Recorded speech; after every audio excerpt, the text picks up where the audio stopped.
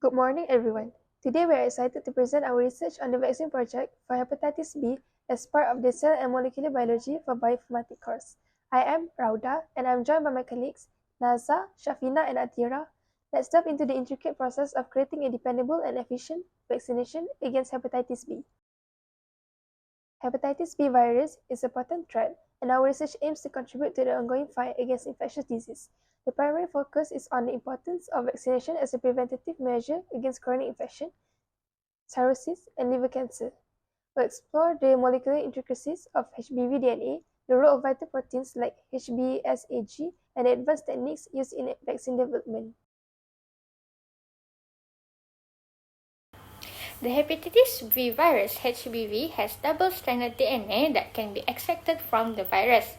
In the process of creating a vaccine, it is necessary to obtain the DNA of the virus that causes hepatitis B diseases.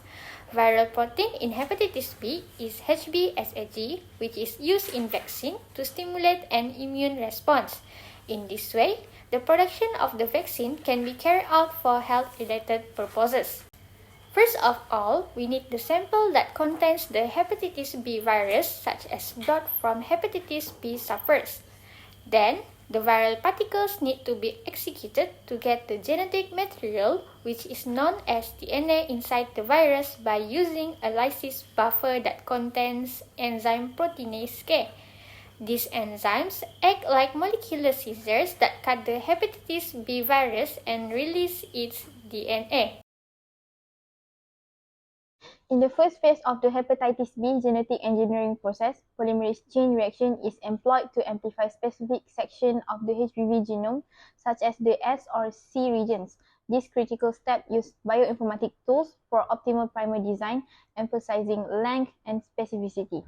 Experimental validation in the lab confirms the efficacy, ensuring accurate amplification of desired HBV regions without unwanted side effects. To ensure accuracy during PCR amplification, a high-fidelity polymerase is employed. This step is crucial in generating large amounts of desired HBV DNA sequence. Simultaneously, plasmid vectors, small circular DNA molecules, are used to carry and replicate foreign DNA sequence.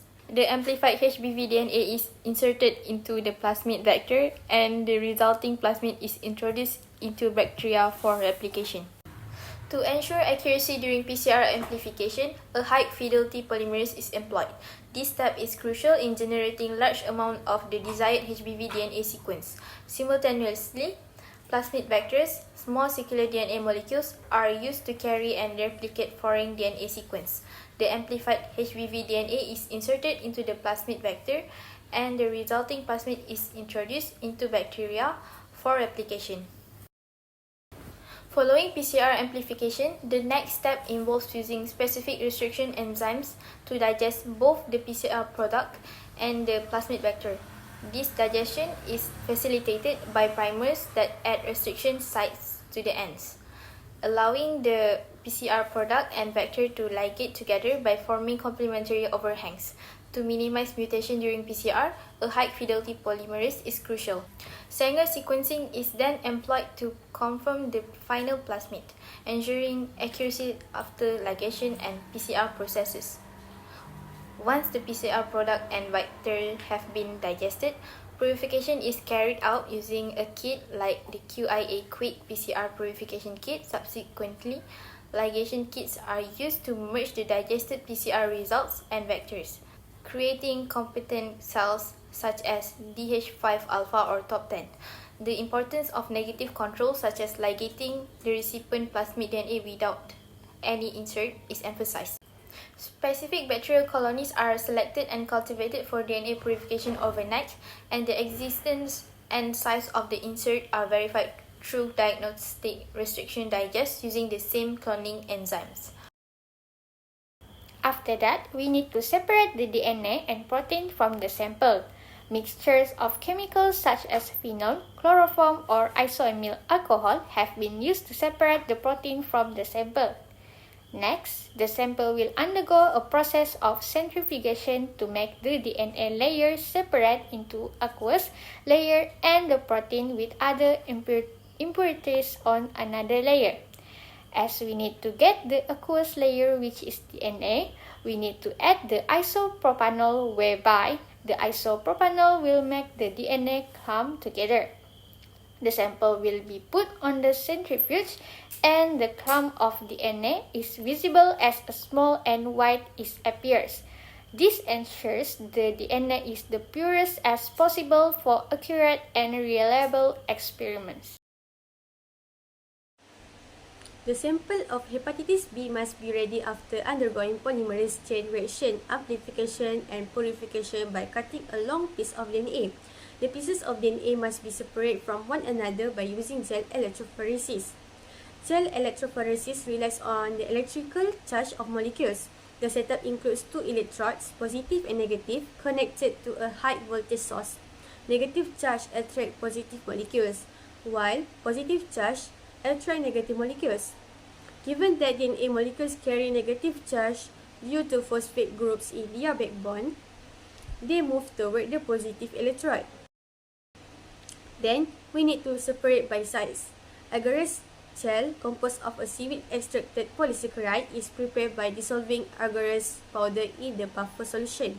This gel acts as a molecular sieve, separating large and small DNA fragments. The gel then is poured into a casting tray, solidifying into a meshwork resembling gelatin. A hole is made at one end of the agarose slab, and electrodes connect to each end. The slab is then filled with a sample of hepatitis B DNA. When an electric current is applied, DNA molecules of the virus move through the gel.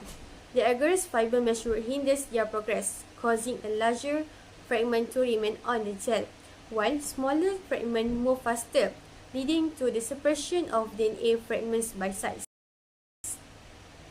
Next, staining and extraction are proceed. To visualize DNA, it is stained since both DNA and the agarose gel are colorless. Ethidium bromide, ETBr, is used as a dye, binding specifically to DNA. Dye DNA appears orange under UV light. The orange-colored DNA is then extracted to yield a poor fragment, and the gel is cut out for further analysis. In conclusion, our study highlights the extensive procedure involved in creating the hepatitis B vaccine. Precision is crucial at every step, from DNA extraction to electrophoresis, ensuring the vaccine's accuracy and reliability. The success of the hepatitis B vaccine underscores the importance of ongoing research and technology in global public health. Thank you very much.